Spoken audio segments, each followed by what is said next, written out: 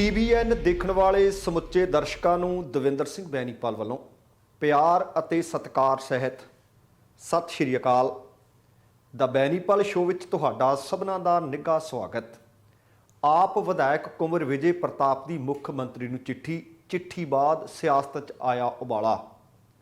Mining ਮੰਤਰੀ ਦੇ ਹਲਕੇ ਵਿੱਚ ਨਜਾਇਜ਼ ਮਾਈਨਿੰਗ ਦੀ ਚਰਚਾ, ਮੁਕੱਦਮਾ ਦਰਜ। ਲੁਧਿਆਣਾ ਦੇ ਅਦਾਲਤੀ ਕੰਪਲੈਕਸ ਵਿੱਚ ਬੰਬ ਧਮਾਕੇ ਦੇ ਆਖਰ ਖੁੱਲ੍ਹ ਹੀ ਗਏ ਭੇਤ। ਪੰਜਾਬ ਸਰਕਾਰ ਦਾ ਇੱਕ ਹੋਰ ਵੱਡਾ ਐਲਾਨ ਅਤੇ ਕੀ ਸੱਚਮੁੱਚ ਸਿੱਧੂ ਅਤੇ ਮਜੀਠੀਆ ਦਾ ਜੇਲ੍ਹ ਵਿੱਚ ਹੋਵੇਗਾ ਟਾਕਰਾ। ਦੋਸਤੋ, ਇਹ ਕੁਝ ਜਾਣਕਾਰੀਆਂ ਆਪਣੇ ਪ੍ਰੋਗਰਾਮ ਦੌਰਾਨ ਸ਼ਾਮਲ ਰਹਿਣਗੀਆਂ। ਇਹਦੇ ਤੋਂ ਪਹਿਲਾਂ ਕਿ ਇਹਨਾਂ ਦੇ ਉੱਤੇ ਵਿਸਥਾਰ ਦੇ ਨਾਲ ਗੱਲਬਾਤ ਕੀਤੀ ਜਾਵੇ, ਤੁਹਾਨੂੰ ਸਭਨਾਂ ਨੂੰ ਬੇਨਤੀ ਹੈ ਕਿ ਪਹਿਲਾਂ ਪ੍ਰੋਗਰਾਮ ਵੇਖ ਲੈਣਾ, ਸੁਣ ਲੈਣਾ। ਜੇਕਰ ਚੰਗਾ ਲੱਗਿਆ ਫਿਰ ਲਾਈਕ ਵੀ ਕਰ ਦੇਣਾ, ਸ਼ੇਅਰ ਵੀ ਕਰ ਦੇਣਾ ਤੇ ਕਮੈਂਟ ਬਾਕਸ ਦੇ ਵਿੱਚ ਕਮੈਂਟ ਵੀ ਕਰਨੇ। ਤੇ ਨਾਲ ਹੀ ਜੇਕਰ ਹਾਲੇ ਤੱਕ ਤੁਸੀਂ ਆਪਣੇ ਇਸ ਚੈਨਲ ਨੂੰ ਸਬਸਕ੍ਰਾਈਬ ਨਹੀਂ ਕੀਤਾ ਤਾਂ ਕਿਰਪਾ ਕਰਕੇ ਸਬਸਕ੍ਰਾਈਬ ਕਰਕੇ ਨੋਟੀਫਿਕੇਸ਼ਨ ਵਾਲੀ ਘੰਟੀ ਜ਼ਰੂਰ ਨੱਪ ਲੈਣੀ। ਤੁਹਾਡੇ ਦਿਲੋਂ ਧੰਨਵਾਦੀ ਹੋਵਾਂਗੇ। ਆਓ ਹੁਣ ਇਹਨਾਂ ਸਾਰੀਆਂ ਜਾਣਕਾਰੀਆਂ ਦੇ ਉੱਤੇ ਵਿਸਥਾਰ ਦੇ ਨਾਲ ਗੱਲਬਾਤ ਕਰੀਏ। ਸਭ ਤੋਂ ਪਹਿਲਾਂ ਤਾਂ ਪੰਜਾਬ ਦੇ ਵਿੱਚ ਲੋਕਾਂ ਨੇ ਤਬਦੀਲੀ ਇਸ ਕਰਕੇ ਲਿਆਂਦੀ ਹੈ ਕਿ ਕੁਝ ਬਦਲਾਅ ਨਜ਼ਰ ਆਵੇ, ਪਰ ਹੁਣ ਪੰਜਾਬ ਦੇ ਲੋਕ ਇਹ ਮਹਿਸੂਸ ਕਰਦੇ ਹੈ ਕਿ ਸਰਕਾਰ ਬਦਲ ਗਈ ਤੇ ਸਰਕਾਰ ਬਦਲੇ, ਸਾਡਾ ਬਦਲਣ ਦਾ ਕੀ ਮਕਸਦ? ਜੇ ਅਸੀਂ ਨਜਾਇਜ਼ ਕਬਜ਼ਾ ਕੀਤਾ ਤਾਂ ਅਸੀਂ ਕੀਤਾ ਤੇ ਸਰਕਾਰ ਕਿਉਂ ਛੁਡਾਵੇ? ਜੇ ਬਿਜਲੀ ਫੂਕੀ ਹੈ ਅਸੀਂ ਬਿੱਲ ਕਿਉਂ ਭਰੀਏ? ਜੇ ਕਰਜ਼ਾ ਲਿਆ ਤਾਂ ਅਸੀਂ ਕਰਜ਼ ਕਿਉਂ ਮੋੜੀਏ? ਹੁਣ ਇੱਥੇ ਤੱਕ ਆ ਕੇ ਆਪਣੇ ਆਪ ਨੂੰ ਨਹੀਂ ਬਦਲਾਉਣਾ ਚਾਹੁੰਦੇ। ਲੋਕ ਬਦਲਣ, ਅਸੀਂ ਨਹੀਂ ਬਦਲਣਾ। ਪਰ ਇਹ ਸਰਕਾਰ ਨੂੰ ਵੀ ਸੋਚਣਾ ਪਏਗਾ ਕਿ ਅਸੀਂ ਲੋਕਾਂ ਨਾਲ ਬਹੁਤ ਵੱਡੇ ਵੱਡੇ ਵਾਅਦੇ ਕਰਕੇ ਆਏ ਹਾਂ ਤੇ ਸਾਨੂੰ ਵੀ ਉਹ ਕੰਮ ਕਰਕੇ ਦਿਖਾਉਣੇ ਪੈਣਗੇ। ਪਰ ਆਹ ਇੱਕ ਚਿੱਠੀ ਆ, ਚਿੱਠੀ ਨੇ ਭਸੂੜੀ ਪਾ ਦਿੱਤੀ ਹੈ। ਆਮ ਆਦਮੀ ਪਾਰਟੀ ਦੀ ਟਿਕਟ ਤੇ ਚੋਣ ਲੜੀ ਅੰਮ੍ਰਿਤਸਰ ਉੱਤਰੀ ਤੋਂ ਸਾਬਕਾ IPS ਆਫੀਸਰ ਕੁੰਵਰ ਵਿਜੇ ਪ੍ਰਤਾਪ ਹੋਰਾਂ ਨੇ ਹੁਣ ਕੁੰਵਰ ਵਿਜੇ ਪ੍ਰਤਾਪ ਦੀ ਉਹ ਇੱਕ ਚਿੱਠੀ ਹੈ, ਚਿੱਠੀ ਲਿਖੀ ਆ ਉਹਨਾਂ ਨੇ ਮੁੱਖ ਮੰਤਰੀ ਭਗਵੰਤ ਮਾਨ ਹੋਰਾਂ ਨੂੰ। ਉਹਨਾਂ ਨੇ ਬਾਈਬਲ ਕਲਾਂ ਗੋਲੀकांड ਅਤੇ ਕੋਟਕਪੂਰਾ ਗੋਲੀकांड ਮਾਮਲੇ ਨੂੰ ਆਧਾਰ ਬਣਾਇਆ। ਇਸ ਚਿੱਠੀ ਦੇ ਵਿੱਚ ਕੁੰਵਰ ਵਿਜੇ ਪ੍ਰਤਾਪ ਨੇ ਆਖਿਆ ਕਿ ਇਹਨਾਂ ਮਾਮਲਿਆਂ ਦੇ ਵਿੱਚ ਕੇਸ ਤਾਂ ਚੱਲ ਰਹੇ ਨੇ, ਪਰ ਚੱਲ ਰਹੇ ਕੇਸਾਂ ਨੂੰ ਅਦਾਲਤ ਦੇ ਵਿੱਚ ਮਜ਼ਬੂਤੀ ਨਾਲ ਪੇਸ਼ ਕੀਤਾ ਜਾਵੇ। ਤੇ ਉਹਨਾਂ ਇਸ ਚਿੱਠੀ ਦੇ ਵਿੱਚ ਜ਼ਿਕਰ ਕੀਤਾ ਹੈ ਕਿ ਉਹਨਾਂ ਨੂੰ ਪਤਾ ਲੱਗਿਆ ਹੈ ਕਿ ਸਰਕਾਰ ਇਹਨਾਂ ਮਾਮਲਿਆਂ ਨੂੰ ਸਹੀ ਢੰਗ ਨਾਲ ਇਸ ਵਕਤ ਦੇਖ ਨਹੀਂ ਰਹੀ। ਫਰੀਦਕੋਟ ਦੀ ਸੈਸ਼ਨ ਅਦਾਲਤ ਦੇ ਵਿੱਚ ਚੱਲ ਰਿਹਾ ਕੇਸ ਅੱਗੇ ਨੂੰ ਕਹਿੰਦੇ ਵੱਧ ਨਹੀਂ ਰਿਹਾ। ਦੱਸਣਾ ਬਣਦਾ ਕਿ ਕੁੰਵਰ ਵਿਜੇ ਪ੍ਰਤਾਪ ਨੇ ਇਸੇ ਹੀ ਮਾਮਲੇ ਨੂੰ ਲੈ ਕੇ ਆਪਣੀ ਸਰਕਾਰ ਤੇ ਪਹਿਲਾਂ ਵੀ ਸਵਾਲ ਖੜੇ ਕੀਤੇ ਸੀ। ਕੁੰਵਰ ਵਿਜੇ ਪ੍ਰਤਾਪ ਨੇ ਅੰਮ੍ਰਿਤਸਰ ਦੇ ਵਿੱਚ ਪੁਲਿਸ ਕਮਿਸ਼ਨਰ ਅਰੁਣਪਾਲ ਦੀ ਨਿਯੁਕਤੀ ਤੇ ਵੀ ਇਤਰਾਜ਼ ਪ੍ਰਗਟਾਇਆ ਸੀ। ਤੇ ਹੁਣ ਜਿਹੜੀ ਮੁੱਖ ਮੰਤਰੀ ਨੂੰ ਚਿੱਠੀ ਲਿਖੀ ਹੈ ਉਹਦੇ ਵਿੱਚ ਜਿਹੜੀਆਂ ਆਹ ਗੱਲਾਂ ਦਾ ਜ਼ਿਕਰ ਹੈ ਤੇ ਨਾਲ ਉਹਨਾਂ ਨੇ ਇੱਕ ਕਾਪੀ ਪੰਜਾਬ ਵਿਧਾਨ ਸਭਾ ਦੇ ਸਪੀਕਰ ਕੁਲਤਾਰ ਸਿੰਘ ਸੰਧਵਾਂ ਨੂੰ ਵੀ ਭੇਜੀ ਹੈ ਅਤੇ ਪੰਜਾਬ ਮਾਮਲਿਆਂ ਦੇ ਇੰਚਾਰਜ ਜਰਨੈਲ ਸਿੰਘ ਨੂੰ ਵੀ ਭੇਜੀ ਹੈ। ਤੇ ਚਿੱਠੀ ਦੇ ਵਿੱਚ ਲਿਖਿਆ ਕਿ ਮੁਲਜ਼ਮ ਬਾਈਬਲ ਕਲਾਂ ਦੀ ਫਰੀਦਕੋਟ ਅਦਾਲਤ ਦੇ ਵਿੱਚ ਚੱਲ ਰਹੇ ਮੁਕੱਦਮੇ ਤੇ ਜਾਂਚ ਨੂੰ ਰੱਦ ਕਰਕੇ ਆਪਣੇ ਆਪ ਨੂੰ ਬਚਾਉਣ ਦੀਆਂ ਕੋਸ਼ਿਸ਼ਾਂ 'ਚ ਲੱਗੇ ਹੋਏ ਨੇ। ਇੱਕ ਪਾਸੇ ਸੈਸ਼ਨ ਅਦਾਲਤ ਵਿੱਚ ਕੇਸ ਦੀ ਸੁਣਵਾਈ ਚੱਲ ਰਹੀ ਹੈ ਤੇ ਦੂਸਰੇ ਪਾਸੇ ਕਹਿੰਦੇ ਜਿਹੜੇ ਮੁਲਜ਼ਮ ਨੇ ਉਹਨਾਂ ਦੇ ਵੱਲੋਂ ਦੀਵਾਨੂ ਮੁਕੱਦਮਾ ਦਾਇਰ ਕਰ ਦਿੱਤਾ ਗਿਆ, ਜਿਹੜਾ ਮੁਲਜ਼ਮਾਂ ਦੇ ਇਰਾਦਿਆਂ ਨੂੰ ਬਿਆਨ ਕਰਦਾ ਹੈ। ਹੁਣ ਇਹ ਚਿੱਠੀ ਲਿਖੀ ਹੈ ਜਿਸ ਤੋਂ ਬਾਅਦ ਸਿਆਸਤ ਦੇ ਵਿੱਚ ਭੁਚਾਲ ਆਉਣਾ, ਉਬਾਲਾ ਆਉਣਾ ਸੁਭਾਵਿਕ ਸੀ। ਦੱਸਣਾ ਬਣਦਾ ਕਿ ਜਿਹੜੀ ਸਿੱਟ ਰਿਪੋਰਟ, ਕਿਉਂਕਿ ਉਹ ਸਿੱਟ ਦੇ ਮੈਂਬਰ ਸੀ, ਅਸਲ ਦੇ ਵਿੱਚ ਉਹਨਾਂ ਨੇ IPS ਜਦੋਂ ਅਫਸਰ ਸਨ ਇਹਨਾਂ ਮਾਮਲਿਆਂ ਨੂੰ ਜੋੜ ਕੇ ਹੀ ਇੱਕ ਰਿਪੋਰਟ ਤਿਆਰ ਕੀਤੀ ਸੀ। ਰਿਪੋਰਟ ਨੂੰ ਖਾਰਜ ਹੋਣ ਦੇ ਕਾਰਨ ਉਹਨਾਂ ਨੇ ਆਪਣੇ ਅਹੁਦੇ ਤੋਂ ਅਸਤੀਫਾ ਦਿੱਤਾ ਸੀ।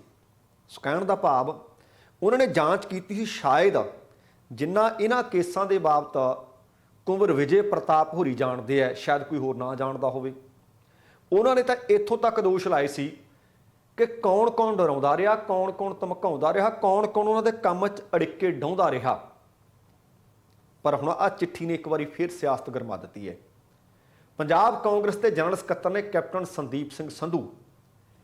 ਸੰਧੂ ਨੇ ਕਿਹਾ ਕਿ ਆਮ ਤੌਰ ਤੇ ਆਪ ਕਿਸੇ ਵੀ ਗੱਲ ਤੇ ਤੇਜ਼ੀ ਨਾਲ ਪ੍ਰਤੀਕਿਰਿਆਵਾਂ ਦਿੰਦਾ ਨਹੀਂ, ਪਰ ਹੁਣ ਕਹਿੰਦੇ ਉਹਨਾਂ ਦੇ ਵਿਧਾਇਕ ਦੇ ਵੱਲੋਂ ਖੁਲਾਸੇ ਕੀਤੇ ਗਏ ਨੇ ਤੇ ਖੁਲਾਸਿਆਂ ਤੇ ਕਹਿੰਦੇ ਹੁਣ ਆਮ ਆਦਮੀ ਪਾਰਟੀ ਦੀ ਸਰਕਾਰ ਵੀ ਚੁੱਪ ਕਿਉਂ ਹੈ?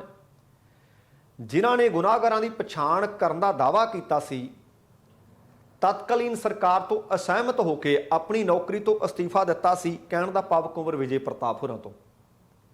ਤੇ ਨਾਲ ਉਹਨਾਂ ਨੇ ਦਿੱਲੀ ਦੇ ਮੁੱਖ ਮੰਤਰੀ ਅਰਵਿੰਦ ਕੇਜਰੀਵਾਲ ਨੂੰ ਵੀ ਆੜੇ ਹੱਥੀਂ ਲਿਆ। ਉਹ ਕਹਿੰਦੇ ਕੇਜਰੀਵਾਲ ਨੇ ਵੀ ਪੰਜਾਬ ਦੇ ਲੋਕਾਂ ਨਾਲ ਵਾਅਦਾ ਕੀਤਾ ਸੀ। ਤੇ ਨਾਲ ਕੁੰਵਰ ਵਿਜੇ ਪ੍ਰਤਾਪ ਅਤੇ ਭਗਵੰਤ ਮਾਨ ਉੱਥੇ ਮੌਜੂਦ ਵੀ ਸੀ। ਉਹਨਾਂ ਨੇ ਕਿਹਾ ਸੀ ਕਿ ਜੇਕਰ ਸਾਡੀ ਸਰਕਾਰ ਆਉਂਦੀ ਆ, ਅਸੀਂ ਸੱਤਾ 'ਚ ਆ ਗਏ ਤਾਂ 24 ਘੰਟਿਆਂ ਦੇ ਅੰਦਰ ਅਸੀਂ ਜੇਲ੍ਹ 'ਚ ਚੁੱਕ ਕੇ ਉਹਨੂੰ ਸੁੱਟ ਦਿਆਂਗੇ। ਉਹ ਕਹਿੰਦੇ ਤੁਹਾਨੂੰ ਯਾਦ ਕਰਵਾਵਾਂ, ਘੰਟੇ 24 ਨਹੀਂ 60 ਦਿਨ ਨਿਕਲ ਚੁੱਕੇ ਹੈ। ਤੁਸੀਂ ਮੁੱਦੇ ਨੂੰ ਠੰਡੇ ਬਸਤੇ 'ਚ ਪਾਇਆ। ਤੇ ਹੁਣ ਇਹਦੇ ਨਾਲ ਨਾਲ ਸੰਦੀਪ ਸੰਧੂ ਨੇ ਗ੍ਰਹਿ ਸਕੱਤਰ ਤੇ ਉਹਨਾਂ ਨੂੰ ਵੀ ਇਸ ਮਸਲੇ ਦੇ ਵਿੱਚ ਘੜੀਸਿਆ। ਤੇ ਨਾਲ ਉਹਨਾਂ ਨੇ ਗ੍ਰਹਿ ਮੰਤਰੀ ਇਸ ਵਕਤ ਖੁਦ ਭਗਵੰਤ ਮਾਨ ਨੇ ਉਹਨਾਂ ਨੂੰ ਵੀ ਪੁੱਛਿਆ ਕਿ ਇਹ ਦੱਸ ਦਿਓ ਭਾਈ ਤੁਹਾਡੀਆਂ ਮਜਬੂਰੀਆਂ ਕੀ ਨੇ। ਆਪਣੇ ਵਿਧਾਇਕ ਦੀ ਰਿਪੋਰਟ ਤੇ ਹੀ ਕਾਰਵਾਈ ਕਰਦੇ ਹੋ, ਹੁਣ ਇੰਤਜ਼ਾਰ ਕਿਹੜੀ ਗੱਲ ਦਾ ਹੈ। ਉਹ ਕਹਿੰਦੇ ਸਪਸ਼ਟ ਕਰੋ ਕਿ ਤੁਸੀਂ ਫੇਲ ਹੋ ਇਸ ਕੰਮ 'ਚ ਜਾਂ ਤੁਸੀਂ ਇਸ ਕੰਮ 'ਚ ਲੱਗੇ ਹੋਏ ਹੋ। ਠੀਕ ਹੈ, ਸੰਧੂ ਸਾਹਿਬ ਉਹਨਾਂ ਨੇ ਸਵਾਲ ਚੁੱਕਿਆ, ਵਿਰੋਧੀ ਨੇ ਸਵਾਲ ਚੁੱਕਣਾ ਫਰਜ਼ ਹੈ, ਪਰ ਹਲੇ ਮਹੀਨੇ 2 ਹੋਏ ਨੇ। ਬੀਤੇ ਦਿਨੀ ਜਿਹੜੇ ਇਨਸਾਫ ਮੋਰਚਾ ਲਾ ਕੇ ਬੈਠਿਆ, ਉਹਨਾਂ ਨੂੰ ਖੁਦ ਜਾ ਕੇ ਸਰਕਾਰ ਦੇ ਵੱਲੋਂ ਅਸਿਸਟੈਂਟ ਜਿਹੜੇ ਐਡਵੋਕੇਟ ਜਨਰਲ ਉਹ ਮਿਲ ਕੇ ਆਏ ਸੀ, ਕਿਉਂਕਿ 3 ਮਹੀਨੇ ਦੇ ਸਮੇਂ ਦੀ ਮੰਗ ਕੀਤੀ ਸੀ। ਉਹ 'ਚੋਂ 1 ਮਹੀਨਾ ਗੁਜ਼ਰ ਚੁੱਕਿਆ, 2 ਮਹੀਨੇ ਰਹਿੰਦੇ ਆ। ਤੇਲ ਦੇਖਦੇ ਹਾਂ ਤੇ ਤੇਲ ਦੀ ਧਾਰ ਦੇਖਦੇ ਹਾਂ। ਆਹ ਗੱਲਾਂ ਤਾਂ ਜਦੋਂ ਮਰਜ਼ੀ ਕਰ ਲਈਏ, ਕਿਉਂਕਿ ਚੌਥਾ ਮੁੱਖ ਮੰਤਰੀ ਆ ਇਹ। ਪਹਿਲਾਂ ਪ੍ਰਕਾਸ਼ ਸਿੰਘ ਬਾਦਲ, ਫਿਰ ਕੈਪਟਨ ਅਮਰਿੰਦਰ ਸਿੰਘ, ਫਿਰ ਚਰਨਜੀਤ ਸਿੰਘ ਚੰਨੀ ਤੇ ਹੁਣ ਭਗਵੰਤ ਮਾਨ ਨੇ। ਵੇਖਦੇ ਹਾਂ ਕਿ ਇਹ ਵੀ ਪਹਿਲੇ 3 ਵਾਲੀ ਕਤਾਰ 'ਚ ਜਾ ਕੇ ਖੜ੍ਹਦੇ ਆ ਜਾਂ ਇਹਨਾਂ ਮਸਲਿਆਂ ਦਾ ਕਰਦੇ ਆ ਕੋਈ ਹੱਲ। ਅਗਲੀ ਵੀ ਇੱਕ ਬਹੁਤ ਵੱਡੀ ਤੇ ਮਹੱਤਵਪੂਰਨ ਖਬਰ ਹੈ। ਤੁਹਾਨੂੰ ਯਾਦ ਹੋਣਾ ਹੈ ਕਿ ਲੁਧਿਆਣਾ ਦੇ ਅਦਾਲਤੀ ਕੰਪਲੈਕਸ ਦੇ ਵਿੱਚ ਇੱਕ ਵੱਡਾ ਬੰਬ ਧਮਾਕਾ ਹੋਇਆ ਸੀ। ਉਹਦੇ ਹੁਣ ਕੁਝ ਕੁ ਭੇਤ ਖੁੱਲ੍ਹ ਗਏ ਨੇ, ਉਹਦੀਆਂ ਪਰਤਾਂ ਉਧੜਦੀਆਂ ਜਾ ਰਹੀਆਂ ਨੇ। STF ADGP ਹਰਪ੍ਰੀਤ ਸਿੰਘ ਸਿੱਧੂ ਦੇ ਵੱਲੋਂ ਅਸਲ ਦੇ ਵਿੱਚ ਨਸ਼ਾ ਤਸਕਰਾਂ ਤੇ ਸਮਾਜ ਵਿਰੋਧੀ ਅਨਸਰਾਂ ਦੇ ਖਿਲਾਫ ਇੱਕ ਮੁਹਿੰਮ ਵਿੱਢੀ ਹੋਈ ਹੈ। ਉਹਦੇ ਵਿੱਚ ਉਹਨਾਂ ਨੂੰ ਇੱਕ ਗੁਪਤ ਸੂਚਨਾ ਮਿਲੀ ਸੀ। ਸੂਚਨਾ ਤਾਂ ਮਿਲੀ ਸੀ ਤਸਕਰੀ ਦੀ, ਪਰ ਵਿੱਚੋਂ ਭੇਤ ਕੁਝ ਹੋਰ ਨਿਕਲ ਆਏ ਹੈ। ਉਸੇ ਗੁਪਤ ਸੂਚਨਾ ਦੇ ਆਧਾਰ ਤੇ IGP STF border Mohsin Chawla ਦੀ ਜਿਹੜੀ ਨਿਗਰਾਨੀ ਸੀ, ਉਹਨਾਂ ਨੇ ਉੱਥੇ ਜਾ ਕੇ ਇਹ ਛਾਪੇਮਾਰੀ ਕੀਤੀ। ਉਹਦੇ ਵਿੱਚ STF ਵੀ ਸੀ। ਉਹਦੇ ਵਿੱਚ ਇਹ ਸਰਹੱਦੀ ਜ਼ੋਨ ਜਿਹੜਾ ਪੈਂਦਾ ਹੈ, 16 ਮਈ ਨੂੰ ਪਤਾ ਲੱਗਿਆ ਕਿ 16 ਮਈ ਨੂੰ ਗੁਪਤ ਸੂਚਨਾ ਮਿਲੀ ਕਿ ਲਖਵੀਰ ਸਿੰਘ ਉਰਫ ਲੱਖਾ, ਪਿੰਡ ਉਹਨਾਂ ਦਾ ਚੱਕ ਮਿਸ਼ਰੀ ਖਾਨ ਦੱਸਿਆ ਜਾ ਰਿਹਾ ਹੈ, ਸਰਬਜੀਤ ਸਿੰਘ ਉਰਫ ਸ਼ਾਬਾ, ਧਨੋਏ ਖੁਰਦ ਅਤੇ ਉਹਨਾਂ ਦੇ ਕੁਝ ਹੋਰ ਸਾਥੀ, ਪਤਾ ਲੱਗਿਆ ਸੀ ਕਿ ਪਾਕਿਸਤਾਨ ਦੇ ਕੁਝ ਨਸ਼ਾ ਤਸਕਰਾਂ ਦੇ ਉਹ ਸੰਪਰਕ ਵਿੱਚ ਨੇ। ਆਪਸ ਦੇ ਵਿੱਚੋਂ WhatsApp ਦੇ ਉੱਤੇ ਗੱਲਾਂ ਬਾਤਾਂ ਕਰਦੇ ਤੇ WhatsApp ਤੇ ਹੀ ਕਰਦੇ ਆ ਕਾਲ, ਤੇ ਫਿਰ ਇੱਕ ਦੂਸਰੇ ਨਾਲ ਸੰਪਰਕ ਕਰਨ ਤੋਂ ਬਾਅਦ ਨਸ਼ੇ ਸਪਲਾਈ ਕਰਦੇ ਆ। ਇੱਕ ਦੂਸਰੇ ਦੇ ਸੰਪਰਕ ਵਿੱਚ ਕਾਫੀ ਲੰਬੇ ਸਮੇਂ ਤੋਂ ਹੈ। ਤੇ ਇਹ ਵੀ ਪਤਾ ਲੱਗਿਆ ਸੀ ਕਿ ਇਹ ਵਿਅਕਤੀ ਪਾਕਿਸਤਾਨ ਤੋਂ ਡਰੋਨ ਦੇ ਰਾਹੀਂ ਹਥਿਆਰ ਵੀ ਮੰਗਾ ਲੈਂਦੇ ਆ, ਵਿਸਫੋਟਕ ਸਮੱਗਰੀ ਵੀ ਮੰਗਵਾਉਂਦੇ ਆ, ਅਤੇ ਜਿਹੜੀਆਂ ਗੈਰ ਕਾਨੂੰਨੀ ਗਤੀਵਿਧੀਆਂ ਨੇ ਫਿਰ ਉਹਨਾਂ ਨੂੰ ਅੰਜਾਮ ਦਿੰਦੇ ਵੀ ਹੈ ਤੇ ਦਿਵਾਉਂਦੇ ਵੀ ਹੈ। ਹੁਣ ਇਹ ਤਾਂ ਸੂਚਨਾ ਮਿਲੀ ਸੀ ਗੁਪਤੋ ਗੁਪਤੀ। ਫਿਰ 16 ਮਈ ਵਾਲੇ ਦਿਨ NDPS ਐਕਟ, ਐਕਸਕਲੂਸਿਵ ਐਕਟ ਤੇ ਪੁਲਿਸ ਥਾਣਾ STF SCS ਨਗਰ ਮੋਹਾਲੀ ਦੇ ਵਿੱਚ ਇਹਨਾਂ ਮੁਲਜ਼ਮਾਂ ਨੂੰ ਫੜਨ ਦੇ ਵਾਸਤੇ ਕਾਰਵਾਈ ਸ਼ੁਰੂ ਕਰ ਦਿੱਤੀ, ਕਿਉਂਕਿ ਖਾਸ ਇਨਪੁਟ ਮਿਲੀ ਸੀ। ਉਸ ਇਨਪੁਟ ਤੇ ਕੇਸ ਦੇ ਮੁੱਖ ਦੋਸ਼ੀ ਉਹ ਨਾਬਾਲਗ ਹੈ, ਬੱਚਾ ਹਲੇ, ਸਰਬਜੀਤ ਸਿੰਘ ਉਰਫ ਸਾਬਾ ਦੱਸਿਆ ਜਾ ਰਿਹਾ ਉਹਦਾ ਨਾਮ। 17 ਮਈ ਨੂੰ ਉਹਨੂੰ ਗ੍ਰਿਫਤਾਰ ਕੀਤਾ ਜਾਂਦਾ ਹੈ। ਜਦੋਂ ਉਹਦੇ ਕੋਲੋਂ ਬਰੀਕੀ ਨਾਲ ਜਾਂਚ ਕੀਤੀ ਗਈ, ਪਤਾ ਲੱਗਾ ਕਿ ਹਜੇ 8ਵੀਂ ਜਮਾਤ 'ਚ ਪੜ੍ਹਦਾ ਹੈ। ਜਦੋਂ ਜਾਂਚ ਕੀਤੀ ਗਈ ਤਾਂ ਉਹਨੇ ਦੱਸਿਆ ਕਿ ਮੈਂ ਇਕੱਲਾ ਨਹੀਂ, ਮੇਰੇ ਨਾਲ ਤਾਂ ਕਈ ਹੋਰ ਵੀ ਨੇ, ਕਿਉਂਕਿ ਅਸਲ ਦੇ ਵਿੱਚ ਪੂਰੀ ਚੇਨ ਦੇ ਵਿੱਚੋਂ ਇੱਕ ਕੁੰਡੀ ਦੇ ਪਤਾ ਲੱਗਣਾ ਲਾਜ਼ਮੀ ਹੁੰਦਾ ਹੈ। ਉਹਨੇ ਦੱਸਿਆ ਕਿ ਉਹਨਾਂ ਦੇ ਨਾਲ ਸ਼ਵਿੰਦਰ ਉਰਫ ਭੋਲਾ, ਉਹ ਵੀ ਧਨੋਏ ਖੁਰਦ ਦਾ, ਜ਼ਿਲ੍ਹਾ ਅੰਮ੍ਰਿਤਸਰ ਪੈਂਦਾ ਹੈ। ਇਸ ਤਰ੍ਹਾਂ ਦਿਲਬਾਗ ਸਿੰਘ ਉਰਫ ਬੱਗੋ, ਉਹ ਚੱਕ ਅੱਲਾ ਬਖਸ਼ ਦਾ, ਇਹ ਵੀ ਜ਼ਿਲ੍ਹਾ ਅੰਮ੍ਰਿਤਸਰ 'ਚ ਪੈਂਦਾ। ਤੇ ਹਰਪ੍ਰੀਤ ਸਿੰਘ ਉਰਫ ਹੈਪੀ, ਇਹ ਧਨੋਏ ਖੁਰਦ ਦਾ, ਇਹ ਵੀ ਜ਼ਿਲ੍ਹਾ ਅੰਮ੍ਰਿਤਸਰ 'ਚ ਪੈਂਦਾ ਹੈ। ਕਿ ਮੇਰੇ ਨਾਲ ਨੇ 4 ਬੰਦੇ ਫੜੇ ਗਏ। ਹੁਣ ਇਹਦੀ ਜਾਣਕਾਰੀ ਦਿੱਤੀ ਹੈ STF ਦੇ ਅਧਿਕਾਰੀਆਂ ਨੇ। ਉਹਨਾਂ ਨੇ ਦੱਸਿਆ ਕਿ ਨਾਬਾਲਗ ਹੋਣ ਦੇ ਕਾਰਨ ਸਰਬਜੀਤ ਨੂੰ ਬਾਲ ਅਦਾਲਤ ਦੇ ਵਿੱਚ ਪੇਸ਼ ਕੀਤਾ ਗਿਆ ਅਤੇ ਆਬਜ਼ਰਵੇਸ਼ਨ ਹੋਮ ਲੁਧਿਆਣਾ 'ਚ ਭੇਜਿਆ ਗਿਆ। 18 ਮਈ 2022 ਨੂੰ ਪੁੱਛਗਿੱਛ ਦੇ ਦੌਰਾਨ ਸ਼ਵਿੰਦਰ ਸਿੰਘ ਉਰਫ ਭੋਲਾ ਅਤੇ ਦਿਲਬਾਗ ਸਿੰਘ ਉਰਫ ਬੱਗੋ ਨੇ ਹੋਰ ਖੁਲਾਸਾ ਕਰ ਦਿੱਤਾ ਕਿ ਉਹਨਾਂ ਨੇ 12 ਮਈ 2022 ਦੀ ਦੇਰ ਰਾਤ ਪਾਕਿਸਤਾਨ ਸਥਿਤ ਨਸ਼ਾ ਤਸਕਰ ਰਹਿੰਦਾ ਹੈ, ਉਹਨਾਂ ਦਾ ਸਾਥੀ ਅਤੇ ਨਾਮ ਉਹਦਾ ਹੈ ਹਾਜੀ ਅਕਰਮ, ਪਿੰਡ ਉਹਦਾ ਦਿਆਲ ਹੈ, ਲਾਹੌਰ 'ਚ ਪੈਂਦਾ ਹੈ। ਉਹਦੇ ਕੋਲੋਂ ਇੱਕ ਪੈਕਟ ਹੈਰੋਇਨ ਦੀ ਖੇਪ ਮੰਗਵਾਈ, ਉਹ 500 ਗ੍ਰਾਮ ਦੋਵਾਂ ਨੇ ਵੰਡ ਲਈ। ਦਿਲਬਾਗ ਉਰਫ ਬੱਗੋ ਨੇ ਇਹ ਵੀ ਮੰਨ ਲਿਆ ਕਿ ਉਹਦੇ ਕੋਲ 2 ਪਾਕਿਸਤਾਨੀ ਸਿਮ ਵੀ ਨੇ। ਉਹ ਜਦੋਂ ਪਾਕਿਸਤਾਨ ਦੇ ਤਸਕਰਾਂ ਨਾਲ ਗੱਲਬਾਤ ਕਰਨੀ ਹੁੰਦੀ ਆ ਤਾਂ ਫਿਰ ਉਹ ਸਿਮਾਂ ਦੀ ਵਰਤੋਂ ਕਰ ਲੈਂਦਾ ਹੈ। STF ਬਾਰਡਰ ਰੇਂਜ ਦੇ ਵੱਲੋਂ ਰਿਮਾਂਡ ਦੌਰਾਨ ਦਿਲਬਾਗ ਸਿੰਘ ਉਰਫ ਬੱਗੋ ਦੇ ਕੋਲੋਂ ਇਹ ਜਿਹੜੀ 500 ਗ੍ਰਾਮ ਹੈਰੋਇਨ ਦਾ ਉਹਨਾਂ ਨੇ ਜ਼ਿਕਰ ਕੀਤਾ ਸੀ ਉਹ ਵੀ ਬਰਾਮਦ ਕਰ ਲਈ ਹੈ, ਕਿਉਂਕਿ ਹਾਲੇ ਉਹਨਾਂ ਨੇ ਅੱਗੇ ਵੰਡਣੀ ਸੀ। ਨੋਕੀਆ ਦੇ ਫੋਨ ਮਿਲਿਆ ਜਿਸ ਦੇ ਵਿੱਚ 2 ਪਾਕਿਸਤਾਨੀ ਸਿਮ ਪਾਏ ਹੋਏ ਸੀ, ਉਹ ਸਿਮ ਵੀ ਮਿਲ ਗਏ ਆ। ਇਹਦੇ ਨਾਲ ਹੀ ਜਦੋਂ ਬਰੀਕੀ ਨਾਲ ਤਫਤੀਸ਼ ਕੀਤੀ ਗਈ ਤਾਂ ਦਿਲਬਾਗ ਨੇ ਇੱਕ ਹੋਰ ਖੁਲਾਸਾ ਕਰ ਦਿੱਤਾ।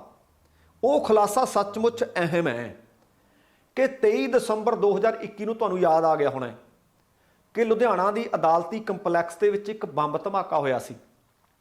ਉਹਦੇ ਵਿੱਚ ਖੰਨਾ ਦੇ ਨਾਲ ਸੰਬੰਧਿਤ ਇੱਕ ਸਾਬਕਾ ਪੁਲਿਸ ਮੁਲਾਜ਼ਮ ਵੀ ਮਾਰਿਆ ਗਿਆ ਸੀ, ਜਿਹੜਾ ਉਸ ਵਕਤ ਧਮਾਕਾ ਕਰਨਾ ਚਾਹੁੰਦਾ ਸੀ। ਫਿਰ ਇਹ ਬੱਗੋ ਨੇ ਦੱਸ ਦਿੱਤਾ ਕਿ ਡਰੋਨ ਦੇ ਰਾਹੀਂ ਪਿੰਡ ਬਲੇਰਵਾਲ ਇਲਾਕੇ ਦੇ ਵਿੱਚ IED ਪ੍ਰਾਪਤ ਕੀਤੀ ਸੀ। ਉਹਨੂੰ ਫਿਰ ਸਰਮੁਖ ਉਰਫ ਸਮੂ, ਜਿਹੜਾ ਕਿ ਪੰਜੂ ਕਲਾਲ ਜ਼ਿਲ੍ਹਾ ਅੰਮ੍ਰਿਤਸਰ ਦਾ ਰਹਿਣ ਵਾਲਾ, ਉਹਨੂੰ ਦੇ ਦਿੱਤਾ ਗਿਆ ਸੀ। ਅਗਲੇ ਹੀ ਦਿਨ ਸੁਰਮੁਖ ਉਰਫ ਸਮੂ ਨੇ ਅੱਡਾ ਚੁਗਾਵਾਂ ਦੇ ਵਿੱਚ ਦੁਬਾਰਾ ਉਹ IED ISI ਵੱਲੋਂ ਹਥਿਆਰਾਂ ਤੇ ਹੈਰੋਇਨ ਦੇ ਸਪਲਾਇਰਾਂ ਨੇ ਜਿਹੜੇ ਨਿਰਦੇਸ਼ ਦਿੱਤੇ ਸੀ ਕਿ ਦੇਣੀ ਕਿੱਥੇ ਹੈ, ਉਹ ਉੱਥੇ ਪਹੁੰਚਾਈ ਗਈ। ਤੇ ਅੱਗਿਓਂ ਇਹ ਦੱਸਿਆ ਉਹਨੇ ਕਿ ਉਹ ਫਿਰ ਅੱਗਿਓਂ ਲੁਧਿਆਣਾ ਬਾਈਪਾਸ ਦੇ ਉੱਤੇ ਬਰਖਾਸਤ ਕਾਂਸਟੇਬਲ ਗਗਨਦੀਪ, ਜਿਹੜਾ ਉਸ ਧਮਾਕੇ 'ਚ ਮਾਰਿਆ ਗਿਆ ਸੀ, ਉਹਦੇ ਹਵਾਲੇ ਕਰ ਦਿੱਤੇ। ਗਗਨਦੀਪ ਨੇ ਫਿਰ ਉਹ ਅਦਾਲਤੀ ਕੰਪਲੈਕਸ ਦੇ ਵਿੱਚ ਧਮਾਕਾ ਕਰਨ ਗਿਆ ਸੀ, ਪਰ ਉੱਥੇ ਜਦੋਂ ਉਹ ਸਾਰਾ ਕੁਝ ਫਿੱਟ ਕਰ ਰਿਹਾ ਸੀ ਧਮਾਕਾ ਹੋ ਗਿਆ ਤੇ ਉਹਦੀ ਮੌਤ ਹੋ ਗਈ ਸੀ। ਉਹਦੀ ਬਾਂਹ ਦੇ ਉੱਤੇ ਬਣੇ ਹੋਏ ਟੈਟੂ ਨੇ ਗਗਨਦੀਪ ਦੀ ਪਹਿਚਾਣ ਕਰਵਾ ਦਿੱਤੀ ਸੀ। ਦਿਲਬਾਗ ਉਰਫ ਬੱਗੋ ਅਤੇ ਉਹਦੇ ਖੁਲਾਸਿਆਂ ਦੇ ਇਸ ਮਾਮਲੇ ਦੇ ਵਿੱਚ ਸਰਮੁਖ ਸਿੰਘ ਨੂੰ ਗ੍ਰਿਫਤਾਰ ਕਰ ਲਿਆ ਗਿਆ, ਜਿਹਨੂੰ ਪਹਿਲਾਂ STF ਬਾਰਡਰ ਰੇਂਜ ਨੇ ਦੱਸਣਾ ਬਣਦਾ ਕਿ STF ਬਾਰਡਰ ਰੇਂਜ ਨੇ ਇਹਦੇ ਤੋਂ ਪਹਿਲਾਂ ਜਨਵਰੀ ਅਤੇ ਫਰਵਰੀ ਦੇ ਵਿੱਚ 3 IED ਬੰਬ ਵੀ ਬਰਾਮਦ ਕੀਤੇ ਸੀ। ਹੁਣ ਕੀ ਉਹ ਵੀ ਇਹਨਾਂ ਦਾ ਹੀ ਹਿੱਸਾ ਸੀ ਕਿ ਇਹਨਾਂ ਨੇ ਮੰਗਾਈਆਂ ਸੀ? ਜਾਂਚ ਤਾਂ ਚੱਲ ਰਹੀ ਹੈ।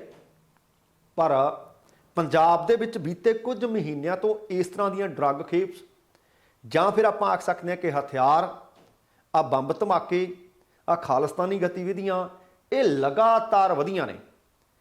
ਹੁਣ ਜਾਣਕਾਰੀ ਦਿੱਤੀ ਗਈ ਹੈ ਕਿ ਸਰਬਜੀਤ ਉਰਫ ਸਭਾ, ਜੋ ਕਿ ਨਾਬਾਲਗ ਹੈ, ਉਹਨੂੰ ਗ੍ਰਿਫਤਾਰ ਕੀਤਾ ਗਿਆ ਤੇ ਉਹਦੇ ਤੋਂ ਜਾਂਚ ਪੜਤਾਲ ਕੀਤੀ ਗਈ। ਉਹਦੇ ਤੋਂ ਇਹ ਪਤਾ ਲੱਗਿਆ ਕਿ ਉਹਦੀ ਭੂਮਿਕਾ ਕੀ ਹੁੰਦੀ ਸੀ। ਉਹ ਇਹਨਾਂ ਨੂੰ ਦਰਅਸਲ ਮੋਬਾਈਲ ਫੋਨ, ਇੰਟਰਨੈਟ ਸੇਵਾਵਾਂ, ਇੱਕ ਦੂਸਰੇ ਨਾਲ ਕਨੈਕਸ਼ਨ ਕਿਵੇਂ ਕਰਨਾ ਹੈ, ਭਾਵ ਟੈਕਨੀਕਲ ਸਪੋਰਟ ਸਾਰੀ ਉਹ ਦਿੰਦਾ ਸੀ। ਪਰ ਇਹ ਜ਼ਰੂਰ ਪਤਾ ਲੱਗਾ ਕਿ ਸਰਬਜੀਤ ਦੀ ਆ ਤਸਕਰੀ ਜਿਹੜੀ ਕੀਤੀ ਜਾਂਦੀ ਸੀ, ਭਾਵੇਂ ਹਥਿਆਰ ਆਉਂਦੇ ਸੀ, IED ਆਉਂਦੀ ਸੀ ਜਾਂ ਫਿਰ ਨਸ਼ਾ ਆਉਂਦਾ ਸੀ, ਉਹਦੇ ਵਿੱਚ ਉਸ ਨਾਬਾਲਗ ਬੱਚੇ ਦੀ ਕੋਈ ਭੂਮਿਕਾ ਸਿੱਧੀ ਸਾਹਮਣੇ ਨਹੀਂ ਆਈ। ਇਸ ਕਰਕੇ STF ਨੇ ਅਦਾਲਤ ਨੂੰ ਬੇਨਤੀ ਕੀਤੀ ਹੈ ਕਿ ਉਸ ਨਾਬਾਲਗ ਨੂੰ ਧਿਆਨ ਦੇ ਵਿੱਚ ਰੱਖਦੇ ਹੋਏ ਕਿ ਉਹਦੀ ਸਿੱਧੀ ਤਸਕਰੀ ਵਿੱਚ ਕੋਈ ਗਤੀਵਿਧੀ ਸਾਹਮਣੇ ਨਹੀਂ ਆਈ ਕਿ ਡਿਸਚਾਰਜ ਕੀਤਾ ਜਾਵੇ। ਇਹ ਸਾਰੀ ਕਾਰਵਾਈ ਇੱਕ ਕੇਂਦਰੀ ਏਜੰਸੀ ਦੇ ਤਾਲਮੇਲ ਦੇ ਕਾਰਨ ਸਫਲਤਾਪੂਰਵਕ ਚੱਲੀ ਹੈ। ਲੁਧਿਆਣਾ ਬੰਬ ਧਮਾਕੇ ਦੀ ਜਾਂਚ NIA ਵੀ ਕਰ ਰਹੀ ਹੈ ਅਤੇ ਤੁਸੀਂ ਇਹ ਦੇਖੋ ਕਿ ਦਸੰਬਰ ਦਾ ਆਖਰੀ ਹਫ਼ਤਾ ਚੱਲ ਰਿਹਾ ਸੀ, ਸਾਲ 2021 ਸੀ, ਪੰਜਾਬ ਦੇ ਵਿੱਚ ਚੋਣਾਂ ਦਾ ਮਾਹੌਲ ਸੀ। ਉਹਦੇ ਤੋਂ ਲੈ ਕੇ ਆ ਗੁਪਤ ਸੂਚਨਾ ਕਿਸੇ ਹੋਰ ਕੰਮ ਲਈ ਮਿਲੀ ਸੀ ਅਤੇ ਵਿੱਚੋਂ ਨਿਕਲ ਕੁਝ ਹੋਰ ਆਇਆ। ਇਹਦਾ ਮਤਲਬ ਹਾਲੇ ਹੋਰ ਕੁਝ ਨਵੇਂ ਅਤੇ ਵੱਡੇ ਖੁਲਾਸੇ ਇਸ ਮਸਲੇ ਵਿੱਚ ਹੋ ਜਾਣ ਦੀ ਸੰਭਾਵਨਾ ਹੈ। ਹੁਣ ਜਿਹੜੀ ਅਗਲੀ ਖਬਰ ਹੈ, ਪੰਜਾਬ ਸਰਕਾਰ ਨੇ, ਜਿਸ ਤਰ੍ਹਾਂ ਮੈਂ ਤੁਹਾਡੇ ਨਾਲ ਗੱਲ ਕਰ ਰਿਹਾ ਸੀ ਕਿ ਬਹੁਤ ਵਾਅਦੇ ਕੀਤੇ ਨੇ ਤੇ ਲੋਕਾਂ ਨੇ ਉਹਨਾਂ ਤੇ ਯਕੀਨ ਵੀ ਕੀਤਾ ਹੈ, ਉਹਨਾਂ ਦੇ ਵਿੱਚ ਇੱਕ ਮੁਹੱਲਾ ਕਲੀਨਿਕ ਵੀ ਖੋਲ੍ਹੇ ਜਾਣਗੇ। ਬਿਹਤਰੀਨ ਸਿਹਤ ਸੇਵਾਵਾਂ ਪੰਜਾਬ ਦੇ ਲੋਕਾਂ ਨੂੰ ਚਾਹੀਦੀਆਂ ਨੇ।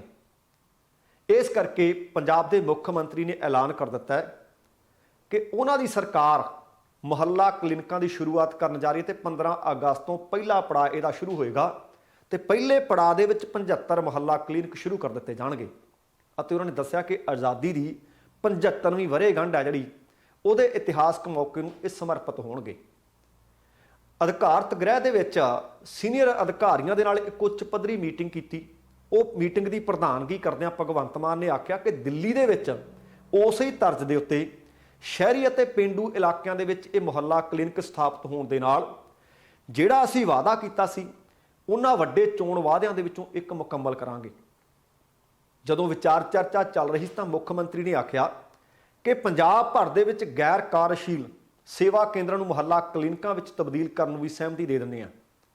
ਇਹਦੇ ਵਾਸਤੇ ਸੇਵਾ ਕੇਂਦਰਾਂ ਦੀਆਂ ਇਮਾਰਤਾਂ ਨੂੰ ਕਹਿੰਦੇ ਇੱਕੋ ਤਰ੍ਹਾਂ ਦੀ ਦਿੱਖ ਦਿੱਤੀ ਜਾਵੇ, ਜਿਸ ਦੇ ਵਿੱਚ ਡਾਕਟਰ ਦਾ ਕਮਰਾ ਹੋਵੇ, ਰਿਸੈਪਸ਼ਨ ਕਮ ਵੇਟਿੰਗ ਏਰੀਆ ਹੋਵੇ, ਫਾਰਮੇਸੀ ਵੀ ਹੋਣੀ ਚਾਹੀਦੀ ਹੈ। ਇਹ ਸਾਰੀਆਂ ਜ਼ਰੂਰਤਾਂ ਤਾਂ ਹੋਣੀਆਂ ਚਾਹੀਦੀਆਂ ਨੇ, ਸਹੂਲਤਾਂ ਹੋਣੀਆਂ ਚਾਹੀਦੀਆਂ ਨੇ, ਪਰ ਸਟਾਫ ਤੇ ਆਉਣ ਜਾਣ ਵਾਲੇ ਮਰੀਜ਼ਾਂ ਵਾਸਤੇ ਵੱਖਰੇ ਵੱਖਰੇ ਪਖਾਨਿਆਂ ਦੀ ਸੁਵਿਧਾ ਵੀ ਲਾਜ਼ਮੀ ਹੋਵੇ। ਉਹਨਾਂ ਲੋਕ ਨਿਰਮਾਣ ਵਿਭਾਗ ਦੇ ਸਕੱਤਰ ਨੂੰ ਸੇਵਾ ਕੇਂਦਰਾਂ ਨੂੰ ਅੰਦਰੋਂ ਵਧੀਆ ਦਿੱਖ ਦੇਣ ਲਈ ਰੂਪਰੇਖਾ ਉਲੇਖਣ ਦੇ ਵਾਸਤੇ ਉਸੇ ਵਕਤ ਆਦੇਸ਼ ਵੀ ਦਿੱਤੇ ਤਾਂ ਕਿ ਆਸਾਨੀ ਦੇ ਨਾਲ ਮੁਹੱਲਾ ਕਲੀਨਿਕਾਂ ਵਿੱਚ ਉਹਨਾਂ ਨੂੰ ਤਬਦੀਲ ਕੀਤਾ ਜਾ ਸਕੇ ਜਿਹੜੇ ਸੇਵਾ ਕੇਂਦਰ ਇਸ ਵਕਤ ਵਰਤੋਂ 'ਚ ਨਹੀਂ ਆ ਰਹੇ।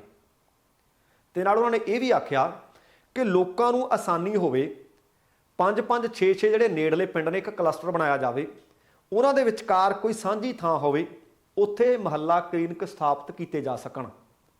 ਇਹਦੇ ਨਾਲ ਹੀ ਮੁਹੱਲਾ ਕਲੀਨਿਕਾਂ ਦੇ ਘੇਰੇ ਦੇ ਵਿੱਚ ਪੈਂਦੇ ਪੇਂਡੂ ਇਲਾਕਿਆਂ ਦੇ ਵਿੱਚ ਵੱਡੀ ਗਿਣਤੀ 'ਚ ਲੋਕਾਂ ਨੂੰ ਕਹਿੰਦੇ ਮਦਦ ਮਿਲੂ। ਹੁਣ ਹੁੰਦਾ ਕੀ ਹੈ, ਅਸੀਂ ਬਿਮਾਰ ਹੋ ਜਾਂਦੇ ਹਾਂ, ਪਹਿਲਾਂ ਤਾਂ ਅਸੀਂ ਕਿਸੇ ਕੋਲ ਜਾਂਦੇ ਹੀ ਨਹੀਂ, ਘਰ 'ਚ ਕਿਸ ਦੀ ਦਵਾਈ ਬਚੀ ਪਈ ਹੋਵੇ, ਫਲਾਣਿਆਂ ਤੇਰੀ ਪਈ ਸੀ ਤੂੰ ਖਾ ਲਾ। ਫਿਰ ਅਸੀਂ ਜੇ ਜਾਂਦੇ ਹਾਂ ਤਾਂ ਡਾਕਟਰ ਕੋਲ ਨਹੀਂ ਜਾਂਦੇ, ਫਿਰ ਅਸੀਂ ਜਾਂਦੇ ਹਾਂ ਕਿਸੇ ਮੈਡੀਕਲ ਸਟੋਰ ਤੇ, ਉਹ ਡਾਕਟਰ ਹੈ ਹੀ ਨਹੀਂ। ਉਹਨੂੰ ਦੱਸਣਾ ਦੇਖੋ ਜੀ ਅੱਖਾਂ ਪੀਲੀਆਂ ਹੋਈਆਂ ਪਈਆਂ ਨੇ, ਪਿਸ਼ਾਬ ਪੀਲਾ ਆਉਂਦਾ ਜੀ, ਚੱਕਰ ਆਈ ਜਾਂਦੇ ਨੇ, ਘਬਰਾਹਟ ਹੋਈ ਜਾਂਦੀ ਹੈ।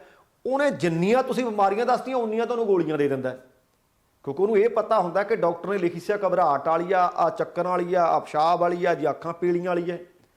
ਹੁਣ ਫਿਰ ਪੰਗਾ ਉੱਥੇ ਹੀ ਪੈ ਗਿਆ। ਉਹਨੇ ਡਿਗਰੀ ਤਾਂ ਚੈੱਕ ਹੀ ਨਹੀਂ ਕੀਤੀ ਕਿ ਤੁਸੀਂ ਤਾਂ ਪਹਿਲਾਂ ਦੱਸੀ ਜਿਹਨੂੰ ਗਰਮੀ ਲੱਗੀ ਹੋਈ ਆ, ਉਹਨੇ ਹੋਰ ਗਰਮ ਦਵਾਈਆਂ ਦੇਤੀਆਂ। ਫਿਰ ਤੁਸੀਂ 5-4 ਦਿਨ ਤਾਂ ਠੀਕ ਮਹਿਸੂਸ ਕਰਦੇ ਹੋ, ਉਸ ਤੋਂ ਬਾਅਦ ਉਹ ਤੁਹਾਨੂੰ ਸੱਟ ਲੈਂਦੀ ਆ, ਤੁਹਾਡੀਆਂ ਕਿਡਨੀਆਂ ਵੀ ਡੈਮੇਜ ਕਰ ਦਿੰਦੀ ਹੈ। ਹੁਣ ਹੁੰਦਾ ਕੀ ਆ, ਫਿਰ ਜਿਹੜੀ ਰੋਗੜੀ ਜੀ ਸੀ ਵੱਡਾ ਰੋਗ ਬਣ ਜਾਂਦਾ। ਫਿਰ ਜਿਹੜਾ ਇੱਕ ਛੋਟੇ ਡਾਕਟਰ ਦੇ ਕੋਲੋਂ ਇਲਾਜ ਹੋ ਸਕਦਾ ਸੀ, ਫਿਰ ਸਾਨੂੰ ਕਿਸੇ ਫੋਰਟਿਸ ਵਰਗੇ 'ਚ ਵੱਡੇ ਹਸਪਤਾਲ 'ਚ ਜਾਣਾ ਪੈਂਦਾ।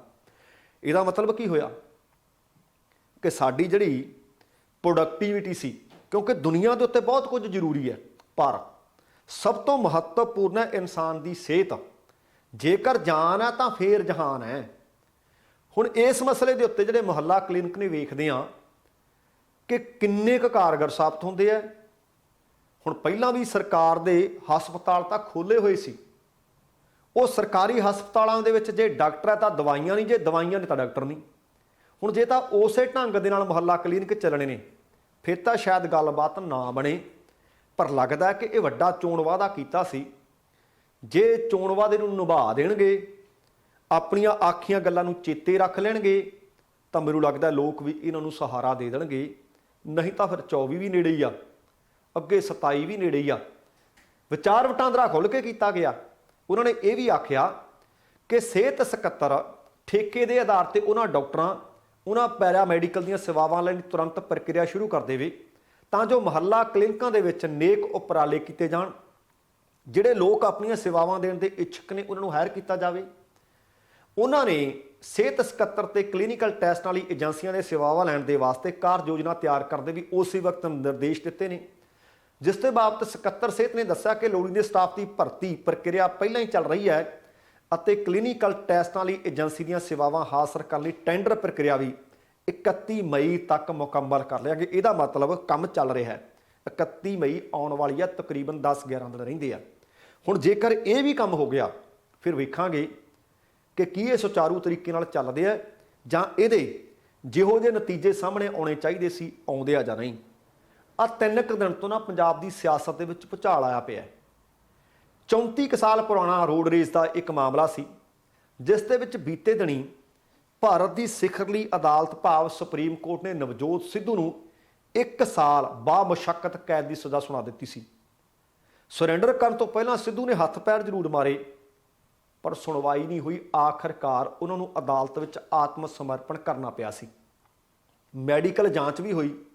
ਜਾਂਚ ਤੋਂ ਬਾਅਦ ਨਵਜੋਤ ਸਿੱਧੂ ਨੂੰ ਪਟਿਆਲਾ ਦੀ ਕੇਂਦਰੀ ਸੁਧਾਰ ਘਰ, ਜਿਸ ਨੂੰ ਜੇਲ੍ਹ ਕਹੀਏ ਜਾਂ ਸੁਧਾਰ ਘਰ ਕਹੀਏ, ਉੱਥੇ ਭੇਜ ਦਿੱਤਾ ਹੈ। ਖਾਸ ਗੱਲ ਇਹਦੇ 'ਚ ਇਹ ਹੈ ਕਿ ਡਰੱਗਸ ਮਾਮਲੇ ਦੇ ਵਿੱਚ ਮੁਲਜ਼ਮ ਬਣਾਏ ਜਾਣ ਤੋਂ ਬਾਅਦ ਅਕਾਲੀ ਆਗੂ ਬਿਕਰਮ ਮਜੀਠੀਆ ਵੀ ਇਸੇ ਜੇਲ੍ਹ ਦੇ ਵਿੱਚ ਬੰਦ ਨੇ। ਪਰ ਦੋਵਾਂ 'ਚ ਬੁਨਿਆਦੀ ਫਰਕ ਕੀ ਹੈ ਕਿ ਬਿਕਰਮ ਮਜੀਠੀਆ ਹਾਲੇ ਹਵਾਲਾਤੀ ਨੇ ਨਵਜੋਤ ਸਿੰਘ ਸਿੱਧੂ ਕੈਦੀ ਨੇ। ਹੁਣ ਕੈਦੀ ਦੇ ਨੰਬਰ ਤੋਂ ਜਾਣੇ ਜਾਣਗੇ ਕਿ ਕਿੰਨੇ ਨੰਬਰ ਕੈਦੀ ਨੇ। ਹਵਾਲਾਤੀ ਘਰ ਵਾਲੇ ਕੱਪੜੇ ਪਹਿਨ ਸਕਦੇ ਆ। ਸਿੱਧੂ ਸਾਹਿਬ ਵੀ ਬੈਗ ਭਰ ਕੇ ਲਿਆਏ ਸੀ, ਉਹ ਸਲਵਾਰਾਂ ਵਾਲੇ ਕੁੜਤੇ। ਉਹ ਕਹਿੰਦੇ ਨਾ, ਕੈਦੀ ਨੂੰ ਚਿੱਟੇ ਕੱਪੜੇ ਪਾਉਣੇ ਪੈਣਗੇ। ਹੁਣ ਦੋਵਾਂ ਦੇ ਵਿੱਚ ਰਾਜਨੀਤਿਕ ਤਲਖੀਆਂ ਵੀ ਨੇ, ਕਿਸੇ ਵਕਤ ਇੱਕ ਦੂਸਰੇ ਦੇ ਕਾਫੀ ਨੇੜੇ ਵੀ ਹੁੰਦੇ ਸੀ। ਇਹ ਵੀ ਤੁਹਾਨੂੰ ਯਾਦ ਹੋਣਾ ਹੈ ਕਿ ਮਜੀਠੀਆ ਦੇ ਖਿਲਾਫ ਨਵਾਂ ਕੇਸ ਦਰਜ ਕਰਵਾਉਣ ਲਈ ਨਵਜੋਤ ਸਿੰਘ ਸਿੱਧੂ ਦੇ ਵੱਲੋਂ ਚੰਨੀ ਸਰਕਾਰ ਦੇ ਸਮੇਂ ਤੇ ਦਬਾਅ ਵੀ ਬਣਾਇਆ ਗਿਆ ਸੀ। ਹੁਣ ਇੱਕ ਹਵਾਲਾਤੀ ਹੈ, ਇੱਕ ਕੈਦੀ ਹੈ, ਦੋਵੇਂ ਇੱਕੋ ਜੇਲ੍ਹ 'ਚ ਨੇ। ਕਿਸੇ ਵਾਰੀ ਛੂਪ ਕਹਿ ਕੇ ਬਹੁਤ ਕਿਹਾ ਕਰਦੇ ਸੀ, ਡਰਾਮਾ ਜਿਹਾ ਕਰਿਆ ਕਰਦੇ ਸੀ। ਬਣੋ ਛੂਪ ਇਕੱਠਾ ਪੀਂਦੇ ਆ ਕਿ ਨਹੀਂ, ਟਾਕਰੇ ਹੁੰਦੇ ਆ ਕਿ ਨਹੀਂ, ਲੋਕਾਂ ਦੀ ਜ਼ੁਬਾਨ ਤੇ ਇਹ ਗੱਲ ਹੈ। ਹੁਣ ਇਹ ਪਤਾ ਲੱਗਿਆ ਕਿ ਕੋਈ ਵੀ ਹਵਾਲਾਤੀ ਕਿਸੇ ਵੀ ਹਾਲਤ ਵਿੱਚ ਕੈਦੀਆਂ ਦੇ ਸੈੱਲ ਵਿੱਚ ਬੰਦ ਨਾ ਹੋਵੇ। ਇਹਦੇ ਵਾਸਤੇ ਖਾਸ ਤੌਰ ਤੇ ਜੇਲ੍ਹ ਪ੍ਰਸ਼ਾਸਨ ਧਿਆਨ ਰੱਖਦਾ ਹੈ, ਜਿਸ ਲਈ ਪੁਕਾਰ ਅਤੇ ਬੰਦੀ ਕੀਤੀ ਜਾਂਦੀ ਹੈ। ਹਾਲਾਂਕਿ ਦਿਨ ਦੇ ਸਮੇਂ ਕੈਦੀ ਅਤੇ ਹਵਾਲਾਤੀ ਖੁੱਲ੍ਹੇ ਛੱਡ ਦਿੱਤੇ ਜਾਂਦੇ ਨੇ। ਉਸ ਵਕਤ ਸੰਭਵ ਹੋ ਸਕਦਾ ਹੈ ਕਿ ਸਜ਼ਾ ਯਾਫਤਾ ਕੈਦੀਆਂ ਤੇ ਹਵਾਲਾਤੀਆਂ ਦਾ ਆਮੋ ਸਾਹਮਣੇ ਕਿਤੇ ਟਾਕਰਾ ਹੋ ਜੇ। ਉਹਦਾ ਕਾਰਨ ਇਸੇ ਕਰਕੇ ਕਿ ਲੋਕ ਅੱਜ ਸਵੇਰੇ ਵੀ ਮੈਂ ਬਹੁਤ ਸਾਰੀਆਂ ਥਾਵਾਂ ਤੋਂ ਸੁਣ ਰਿਹਾ ਸੀ, ਆਪਣਾ ਵੀ ਜਦੋਂ ਪ੍ਰੋਗਰਾਮ ਪੰਜਾਬ ਬੋਲਦਾ ਚੱਲ ਰਿਹਾ ਸੀ, ਤੁਸੀਂ ਵੀ ਟਿੱਪਣੀਆਂ ਕਰ ਰਹੇ ਸੀ ਕਿ ਕੀ ਉੱਥੇ ਇੱਕ ਦੂਸਰੇ ਨੂੰ ਮਿਲਿਆ ਕਰਨਗੇ। ਹੁਣ ਬਿਕਰਮ ਸਿੰਘ ਮਜੀਠੀਆ ਉਹ ਜੋੜਾ ਚੱਕੀਆਂ 'ਚ ਰੱਖੇ ਹੋਏ ਨੇ ਤੇ ਉਹ ਜੇਲ੍ਹ ਦੇ ਦੂਸਰੇ ਹਿੱਸਿਆਂ ਵੱਲ ਜਿਹੜੇ ਉੱਥੇ ਰੱਖੇ ਜਾਣ ਵਾਲੇ ਨੇ ਉਹ ਜਾਂਦੇ ਨਹੀਂ। ਇਸ ਵਾਸਤੇ ਸੰਭਾਵਨਾ ਤਾਂ ਘੱਟ ਹੈ ਕਿ ਸਿੱਧੂ ਤੇ ਮਜੀਠੀਆ ਦਾ ਟੱਕਰਾ ਹੋਵੇ, ਕਿਉਂਕਿ ਕੈਦੀਆਂ ਨੂੰ ਜੋੜਾ ਚੱਕੀਆਂ ਵੱਲ ਜਾਣ ਦੀ ਆਗਿਆ ਨਹੀਂ ਹੁੰਦੀ ਤੇ ਹਵਾਲਾਤੀਆਂ ਨੂੰ ਘਰੋਂ ਕੱਪੜੇ ਜਿਹੜੇ ਲਿਆਂਦੇ ਹੋਏ ਨੇ ਉਹ ਪਹਿਨਣ ਦੀ ਛੋਟ ਹੁੰਦੀ ਹੈ, ਜਦੋਂ ਕਿ ਕੈਦੀਆਂ ਨੂੰ ਜੇਲ੍ਹ ਵਿਭਾਗ ਦੇ ਵੱਲੋਂ ਚਿੱਟੇ ਕੱਪੜੇ ਪਹਿਨਾਏ ਜਾਂਦੇ ਨੇ ਤੇ ਉਹ ਸਿੱਧੂ ਨੂੰ ਪਹਿਨਣੇ ਪੈਣਗੇ। ਬਾਮੁਸ਼ੱਕਤ ਕੈਦ ਹੈ। ਸਿੱਧੂ ਨੂੰ 3 ਮਹੀਨੇ ਮੁਫਤ 'ਚ ਕੰਮ ਕਰਨਾ ਪਊ। ਬਾਅਦ ਦੇ ਵਿੱਚ ਕਰੋੜਾਂ ਰੁਪਏ ਕਮਾਉਣ ਵਾਲਾ ਬੰਦਾ 30 ਰੁਪਏ ਦਿਹਾੜੀ ਤੇ ਕੰਮ ਕਰਿਆ ਕਰੂ। ਵੱਧ ਤੋਂ ਵੱਧ ਤਨਖਾਹ ਜਦੋਂ ਵੱਧ ਗਈ ਤਾਂ 90 ਰੁਪਏ ਦਿਹਾੜੀ ਤੇ ਕੰਮ ਕਰਿਆ ਕਰੇਗਾ। ਹੁਣ ਦਿਹਾੜੀ ਜੋਤੇ ਤੇ ਕੰਮ ਆ ਗਿਆ। ਹੁਣ ਤੁਸੀਂ ਦੇਖੋ ਕਿ ਰੱਬ ਕਦੇ ਤਖਤ, ਕਦੇ ਵਕਤ, ਕਦੇ ਵਕਤ, ਕਦੇ ਤਖਤ। ਸੋ ਇਸ ਕਰਕੇ ਕੱਲ੍ਹ ਦਾ ਤੇ ਪਲ ਦਾ ਕੋਈ ਪਤਾ ਨਹੀਂ ਕਿ ਸਾਡਾ ਅਗਲਾ ਥਾਂ ਕਿਹੋ ਜਿਹਾ ਹੋਵੇ। ਤੇ ਆਹ ਖਬਰ ਵੀ ਇੱਕ ਵੱਡੀ ਖਬਰ ਹੈ, ਖਾਸ ਕਰਕੇ ਪੰਜਾਬ ਦੀ ਚੋਣ ਦੇ ਵਕਤ ਵੀ ਇਹ ਮੁੱਦਾ ਗਰਮਾਇਆ ਰਿਹਾ, ਹੁਣ ਵੀ ਗਰਮਾਇਆ ਹੋਇਆ, ਚੋਣਾਂ ਤੋਂ ਪਹਿਲਾਂ ਵੀ ਗਰਮਾਇਆ ਹੋਇਆ ਸੀ, ਨਜਾਇਜ਼ ਮਾਈਨਿੰਗ ਦਾ। ਹੁਣ ਕਹਿੰਦੇ ਤਾਂ ਇਹ ਨੇ ਕਿ ਸਖਤੀ ਬਹੁਤ ਵਧਾ ਦਿੱਤੀ ਗਈ ਹੈ। ਇਹ ਖਬਰਾਂ ਵੀ ਆ ਰਹੀਆਂ ਨੇ ਕਿ ਜਿਹੜੀ 3500 ਦੀ ਟਰਾਲੀ ਸੀ ਹੁਣ 15000 ਦੀ ਮਿਲਦੀ। ਉਹਦਾ ਕਾਰਨ ਕੀ? ਕਿ ਨਜਾਇਜ਼ ਮਾਈਨਿੰਗ ਬੰਦ ਕਰ ਦਿੱਤੀ ਹੈ। ਪਰ ਹਾਲੇ ਵੀ ਖਬਰਾਂ ਇਸ ਤਰ੍ਹਾਂ ਦੀਆਂ ਮਿਲ ਰਹੀਆਂ ਨੇ। ਸਾਰੇ ਮੰਤਰੀ ਵੀ, ਸਾਰੇ ਵਿਧਾਇਕ ਵੀ ਐਕਸ਼ਨ ਮੋਡ 'ਚ ਵੀ ਨਜ਼ਰ ਆਉਂਦੇ ਨੇ ਕਿ ਇਹ ਕੰਮ ਹੋਣ ਨਹੀਂ ਦੇਣਾ। ਪਰ ਖਬਰ ਮਿਲੀ ਹੈ ਕਿ ਨੰਗਲ ਦੇ ਨੇੜੇ ਪੈਂਦਾ ਪਿੰਡ ਮਜਾਰੀ ਦੀ ਪੰਚਾਇਤ ਅਤੇ ਹੋਰ ਵੀ ਕਈ ਲੋਕਾਂ ਦੇ ਖਿਲਾਫ ਪੰਚਾਇਤੀ ਜ਼ਮੀਨ ਤੇ ਨਜਾਇਜ਼ ਮਾਈਨਿੰਗ ਕਰਨ ਦਾ ਕੇਸ ਦਰਜ ਕੀਤਾ ਗਿਆ ਹੈ। ਇਸ ਮਾਮਲੇ ਦੇ ਬਾਰੇ ਜੇਈ ਦੇ ਵੱਲੋਂ ਜਾਣਕਾਰੀ ਮਿਲਣ ਤੋਂ ਬਾਅਦ ਨੰਗਲ ਪੁਲਿਸ ਨੇ ਇਹ ਕੇਸ ਦਰਜ ਕੀਤਾ ਹੈ। ਜਿਹੜੀ ਜਾਣਕਾਰੀ ਸਾਡੇ ਕੋਲ ਪਹੁੰਚੀ ਹੈ ਉਹਦੇ ਅਨੁਸਾਰ ਪਿੰਡ ਮਜਾਰੀ ਦੇ ਵਿੱਚ ਪੰਚਾਇਤੀ ਜ਼ਮੀਨ ਤੇ ਲਗਭਗ 20 ਫੁੱਟ ਦੀ ਖੁਦਾਈ ਕਰਕੇ ਨਜਾਇਜ਼ ਮਾਈਨਿੰਗ ਕੀਤੀ ਜਾ ਰਹੀ ਸੀ। ਪਤਾ ਲੱਗਿਆ, ਪੁਲਿਸ ਹਰਕਤ ਵਿੱਚ ਆਈ ਤੇ ਕਾਰਵਾਈ ਪਾ ਦਿੱਤੀ ਹੈ। ਹੁਣ ਇਹਦੇ 'ਚ ਹੈਰਾਨੀਜਨਕ ਗੱਲ ਕੀ ਹੈ ਕਿ ਇਹ ਜਿਹੜਾ ਏਰੀਆ ਨਾ, ਇਹ ਮੰਤਰੀ ਮੰਡਲ ਦੇ ਮਾਈਨਿੰਗ ਮੰਤਰੀ ਨੇ ਜਿਹੜੇ ਹਰਜੋਤ ਸਿੰਘ ਬੈਂਸ, ਜਿਨ੍ਹਾਂ ਨੇ ਸਖਤੀ ਕੀਤੀ ਹੋਈ ਹੈ, ਉਹਨਾਂ ਦੇ ਆਪਣੇ ਵਿਧਾਨ ਸਭਾ ਦੇ ਵਿੱਚ ਪੈਂਦਾ ਉਸੇ ਹਲਕੇ ਨਾਲ ਸੰਬੰਧਿਤ ਹੈ। ਨੰਗਲ ਪੁਲਿਸ ਥਾਣੇ 'ਚ ਦਰਜ FIR ਨੰਬਰ 65 ਦੇ ਤਹਿਤ ਜੇਈ ਰੋਹਿਤ ਕੁਮਾਰ ਵੱਲੋਂ 17 ਮਈ ਨੂੰ ਉੱਥੇ ਇੱਕ ਨਦੀ ਲੰਘਦੀ ਹੈ, ਸਵਾ ਨਦੀ ਹੈ ਸ਼ਾਇਦ ਉਹਦਾ ਨਾਂ, ਉਹਦੇ ਵਿੱਚ ਪਤਾ ਕੀਤਾ ਤੇ ਫਿਰ ਉਹਦਾ ਦੌਰਾ ਕੀਤਾ ਗਿਆ। ਜਾ ਕੇ ਜਦੋਂ ਦੇਖਿਆ ਤੇ ਉੱਥੇ ਨਜਾਇਜ਼ ਖੁਦਾਈ ਕੀਤੀ ਜਾ ਰਹੀ ਸੀ। ਮੌਕੇ ਤੇ ਮੌਜੂਦ ਪਿੰਡ ਵਾਸੀਆਂ ਦਾ ਵੀ ਇਹੀ ਕਹਿਣਾ ਸੀ ਕਿ ਇਹ ਨਜਾਇਜ਼ ਮਾਈਨਿੰਗ ਪਿੰਡ ਦੀ ਪੰਚਾਇਤ ਦੀ ਮਿਲੀ ਭੁਗਤ ਨਾਲ ਕੀਤੀ ਜਾ ਰਹੀ ਹੈ। ਜਦੋਂ ਫਿਰ ਉੱਥੇ ਪੱਤਰਕਾਰ ਨੇ ਸਵਾਲ ਕੀਤਾ ਤਾਂ ਜੇਈ ਰੋਹਿਤ ਨੇ ਦੱਸਿਆ ਕਿ ਪਿੰਡ ਵਾਸੀਆਂ ਦੇ ਵੱਲੋਂ ਦਿੱਤੀ ਸ਼ਿਕਾਇਤ ਨੂੰ ਆਧਾਰ ਬਣਾ ਕੇ ਰੋਪੜ ਦੇ SSP ਨੂੰ ਇਹ ਸੂਚਨਾ ਦੇ ਦਿੱਤੀ ਗਈ ਸੀ। ਉਹਨਾਂ ਵੱਲੋਂ ਉਹਦੀ ਇੱਕ ਕਾਪੀ ਵਿਭਾਗ ਨੂੰ ਵੀ ਭੇਜ ਦਿੱਤੀ ਗਈ ਸੀ। ਸ਼ਿਕਾਇਤ ਦੇ ਤਹਿਤ ਵਿਭਾਗ ਨੇ ਉਹਦੀ ਜਾਂਚ ਕਰਨ ਲਈ ਮਜਾਰੀ ਪਿੰਡ ਦੀਆਂ ਪੰਚਾਇਤੀ ਜ਼ਮੀਨਾਂ ਦਾ ਦੌਰਾ ਕਰਨ ਵਾਸਤੇ ਭੇਜਿਆ। ਪਤਾ ਲੱਗਿਆ ਕਿ 20 ਫੁੱਟ ਤੋਂ ਜ਼ਿਆਦਾ ਖੁਦਾਈ ਵੀ ਹੋ ਰਹੀ ਸੀ। ਉੱਥੇ ਟਿੱਪਰ ਵੀ ਦੇਖੇ ਗਏ, ਪਰ ਫਿਰ ਪੰਚਾਇਤ ਅਤੇ ਹੋਰਾਂ ਦੇ ਖਿਲਾਫ ਕਈ ਮਾਮਲੇ ਵੀ ਦਰਜ ਕੀਤੇ ਗਏ। ਸ਼ਿਕਾਇਤ ਕਰਨ ਵਾਲੇ ਜਸਵੀਰ ਸਿੰਘ ਨੇ ਦੋਸ਼ ਲਾਇਆ ਹੈ ਕਿ ਪਿਛਲੀ ਸਰਕਾਰ ਤੇ ਕਾਰਜਕਾਲ ਅਤੇ ਵਿਧਾਨ ਸਭਾ ਚੋਣਾਂ ਦੇ ਦੌਰਾਨ ਵੀ ਪਿੰਡ ਦੀ ਪੰਚਾਇਤੀ ਜ਼ਮੀਨ ਤੇ ਇਹ ਨਜਾਇਜ਼ ਮਾਈਨਿੰਗ ਹੁੰਦੀ ਰਹੀ, ਕਿਸੇ ਨੇ ਨਹੀਂ ਰੋਕੀ। ਪਿੰਡ ਵਾਲਿਆਂ ਨੇ ਉਸ ਵੇਲੇ ਵੀ ਸ਼ਿਕਾਇਤਾਂ ਕੀਤੀਆਂ ਸੀ ਕਿ ਤੁਸੀਂ ਤਾਂ ਚੰਗਾ ਸਾਡੀ ਸ਼ਿਕਾਇਤ ਤੇ ਆ ਕੇ ਕਾਰਵਾਈ ਪਾ ਦਿੱਤੀ ਹੈ, ਪਰ ਅਸੀਂ ਪਹਿਲੀ ਪੰਚਾਇਤ ਨੂੰ ਵੀ ਕਹਿੰਦੇ ਰਹੇ ਕਿ ਬੰਦ ਕਰੋ, ਉਹਨਾਂ ਨੇ ਨਹੀਂ ਸੁਣੀ। ਅਸੀਂ ਸਰਕਾਰ ਨੂੰ ਕਹਿੰਦੇ ਰਹੇ, ਉਹਨਾਂ ਨੇ ਨਹੀਂ ਸੁਣੀ। ਆ ਹੁਣ ਕਹਿੰਦੇ ਸ਼ਿਕਾਇਤ ਕੀਤੀ ਸੀ ਤੇ ਤੁਸੀਂ ਆ ਕੇ ਮੌਕਾ ਵੇਖ ਲਿਆ ਕਿ 5-6 ਮਹੀਨੇ ਪਹਿਲਾਂ ਵੀ ਅਸੀਂ ਮਾਈਨਿੰਗ ਕਰਨ ਵਾਲੀਆਂ ਮਸ਼ੀਨਾਂ ਨੂੰ ਆਖਿਆ ਸੀ ਕਿ ਜ਼ਬਤ ਕਰਕੇ ਲੈ ਜਾਓ, ਪਰ ਪੰਚਾਇਤ ਨੇ ਕੋਈ ਬਣਦੀ ਕਾਰਵਾਈ ਕੀਤੀ ਨਾ ਕਰਵਾਈ ਉਹ ਨਹੀਂ। ਪਰ ਦੂਸਰੇ ਪਾਸੇ ਪਿੰਡ ਦੇ ਸਾਬਕਾ ਸਰਪੰਚ ਸ਼ਿਵ ਕੁਮਾਰ ਨੇ ਕਿਹਾ ਕਿ ਪਿੰਡ ਵਾਲਿਆਂ ਨੇ ਇਕੱਠੇ ਹੋ ਕੇ ਸ਼ਿਕਾਇਤ ਕੀਤੀ। ਪਿੰਡ ਦੀ ਮੌਜੂਦਾ ਸਰਪੰਚ ਹੈ ਜਿਹੜੀ ਕੁਲਵਿੰਦਰ ਕੌਰ ਦੇ ਪਤੀ ਕਹਿੰਦੇ ਉਹ ਤਾਂ ਆਪ ਨਜਾਇਜ਼ ਮਾਈਨਿੰਗ ਦੇ ਬੇਹੱਦ ਖਿਲਾਫ ਨੇ ਅਤੇ ਇਸ ਮਾਮਲੇ ਦੇ ਵਿੱਚ ਉਹਨਾਂ ਨੇ 21 ਨਵੰਬਰ 2021 ਨੂੰ ਇੱਕ ਸ਼ਿਕਾਇਤ ਦਰਜ ਕਰਵਾਈ ਸੀ। ਇਹਦੇ ਬਾਵਜੂਦ ਵਿਭਾਗ ਨੇ ਕੋਈ ਕਾਰਵਾਈ ਨਹੀਂ ਸੀ ਕੀਤੀ। ਹੁਣ ਇੱਥੇ ਜੇ ਟਿੱਪਣੀ ਕਰੀਏ ਕਿ ਤੁਸੀਂ ਦੇਖੋ ਸਾਬਕਾ ਸਰਪੰਚ ਵੀ ਮੌਜੂਦਾ ਸਰਪੰਚ ਵੀ, ਜਾਂ ਮੌਜੂਦਾ ਸਰਪੰਚ ਦਾ ਘਰ ਵਾਲਾ ਕਹੀਏ, ਪਿੰਡ ਦੇ ਲੋਕ ਵੀ ਕਹਿੰਦੇ ਹੈ ਕਿ ਪਿਛਲੀ ਸਰਕਾਰ ਨੂੰ ਅਸੀਂ ਦੱਸਦੇ ਰਹੇ ਕਾਰਵਾਈ ਕੋਈ ਨਹੀਂ ਸੀ ਪੈਂਦੀ। ਕਹਿੰਦੇ ਉਹਨੂੰ ਕਹਿੰਦੇ ਸੀ ਸਿਆਸੀ ਬਦਲਾਖੋਰੀ ਹੈ, ਜਿਸ ਦੇ ਕਾਰਨ ਤੁਸੀਂ ਇਹ ਮਾਮਲਾ ਦਰਜ ਕਰਵਾਉਂਦੇ ਹੋ। ਉਹਨਾਂ ਕਿਹਾ ਕਿ ਮੈਨੂੰ ਸ਼ੱਕ ਹੈ ਕਿ ਲੋਕ ਚੋਣਾਂ 'ਚ ਜਿਹੜੇ ਹਾਰ ਚੁੱਕੇ ਨੇ ਉਹ ਸ਼ਿਕਾਇਤ ਉਹਨਾਂ ਦੇ ਵੱਲੋਂ ਦਾਇਰ ਕੀਤੀ ਗਈ ਹੈ। ਪਰ ਹੁਣ ਕੁਝ ਵੀ ਹੈ, ਇਹਦਾ ਮਤਲਬ ਹਰਜੋਤ ਬੈਂਸ ਸਾਹਿਬ ਤੁਸੀਂ ਆਪਣੀ ਪੀੜ੍ਹੀ ਦੇ ਹੇਠ ਸੋਟਾ ਫੇਰੋ। ਤੁਹਾਨੂੰ ਲੱਗਦਾ ਕਿ ਉਹ ਜਲਾਲਾਬਾਦ ਵਾਲੇ ਪਾਸੇ ਮਾਈਨਿੰਗ ਹੋ ਰਹੀ ਹੈ ਤੇ 5 ਕਿਲੋ ਦਾ ਕੋਈ ਗੱਟੇ ਦੇ ਵਿੱਚ 5 ਕਿਲੋ ਰੇਤ ਲਈ ਜਾਂਦਾ ਹੈ, ਉਹਦੇ ਕੋਲੋਂ ਟੋਕਰੀ ਜ਼ਬਤ ਕਰਕੇ ਨਜਾਇਜ਼ ਮਾਈਨਿੰਗ ਦਾ ਪਰਚਾ ਪਾਇਆ ਜਾਂਦਾ ਹੈ। ਤੁਹਾਡੇ ਹਲਕੇ ਦੇ ਵਿੱਚ ਟਿੱਪਰ ਚੱਲਦੇ ਫੜੇ ਗਏ ਹੈ, ਨਜਾਇਜ਼ ਮਾਈਨਿੰਗ ਫੜੀ ਗਈ ਹੈ। ਸਖਤੀ ਹੋਰ ਵਧਾ ਦਿਓ। ਸਮਾਂ ਇੱਕ ਦਿਨ ਕਰਕੇ ਲੰਘਦਾ ਜਾਂਦਾ ਹੈ, ਲੋਕਾਂ ਦੇ ਵਿੱਚ ਗੁੱਸੇ ਦੀ ਲਹਿਰ ਪੈਦਾ ਹੁੰਦੀ ਜਾਂਦੀ ਹੈ। ਆ ਸਮਾਂ ਕਿੰਨਾ ਚਾਹੀਦਾ ਹੈ? 6 ਮਹੀਨੇ ਚਾਹੀਦੇ ਹੈ, ਸਾਲ ਚਾਹੀਦਾ ਹੈ, ਕਿਉਂਕਿ 6 ਮਹੀਨੇ ਕਿਹਾ ਸੀ ਤੁਸੀਂ ਨਵੀਂ ਮਾਈਨਿੰਗ ਪਾਲਿਸੀ ਦੇ ਵਾਸਤੇ, ਉਹ 'ਚੋਂ 2 ਮਹੀਨੇ ਲੰਘ ਕੇ ਤੀਜੇ ਨੂੰ ਵਾਢਾ ਧਰਿਆ ਜਾ ਚੁੱਕਿਆ। ਸੱਚਮੁੱਚ ਕੁਝ ਕੁ ਮਹੀਨਿਆਂ ਦੀ ਮੋਹਲਤ ਹੀ ਹੈ ਤੁਹਾਡੇ ਕੋਲ। ਚੰਗਾ ਹੋਵੇਗਾ ਕਿ ਲੋਕਾਂ ਦੀਆਂ ਆਸਾਂ ਤੇ ਖਰਾ ਉਤਰਿਆ ਜਾਵੇ। ਸੋ ਦੋਸਤੋ, ਇਹ ਸੀ ਕੁੱਲ ਮਿਲਾ ਕੇ ਆਪਣਾ ਅੱਜ ਦਾ ਪ੍ਰੋਗਰਾਮ। ਉਮੀਦ ਕਰ ਰਹੇ ਹਾਂ ਤੁਹਾਨੂੰ ਚੰਗਾ ਲੱਗਿਆ ਹੋਣਾ ਹੈ। ਜੇਕਰ ਪ੍ਰੋਗਰਾਮ ਚੰਗਾ ਲੱਗਿਆ ਹੈ ਤਾਂ ਕਿਰਪਾ ਕਰਕੇ ਲਾਈਕ ਅਤੇ ਸ਼ੇਅਰ ਜ਼ਰੂਰ ਕਰ ਦੇਣਾ। ਜੇਕਰ ਹਾਲੇ ਤੱਕ ਤੁਸੀਂ ਆਪਣੇ ਇਸ ਚੈਨਲ ਨੂੰ ਸਬਸਕ੍ਰਾਈਬ ਨਹੀਂ ਕੀਤਾ ਤਾਂ ਕਿਰਪਾ ਕਰਕੇ ਸਬਸਕ੍ਰਾਈਬ ਕਰਕੇ ਨੋਟੀਫਿਕੇਸ਼ਨ ਵਾਲੀ ਘੰਟੀ ਜ਼ਰੂਰ ਔਨ ਕਰ ਲੈਣੀ। ਤੁਹਾਡੇ ਦਿਲੋਂ ਧੰਨਵਾਦੀ ਹੋਵਾਂਗੇ। ਸਮਾਂ ਸਮਾਪਤ ਹੈ।